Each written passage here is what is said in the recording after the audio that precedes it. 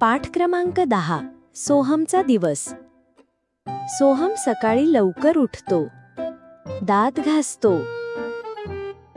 साबण लावून अंघोळ करतो, जेवण करतो, गणवेश घालतो, आई बाबांना नमस्कार करतो, तयारी करून शाळेत जातो, गुरुजनांना नमस्कार करतो, शाळा सुटली की घरी येतो,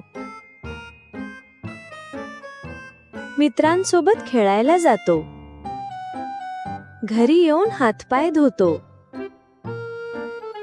त्यानंतर अभ्यासाला बसतो. आई बाबा आजी आजोबांसोबत जेवतो, रात्री आजीची गोष्ट ऐकून झोपतो.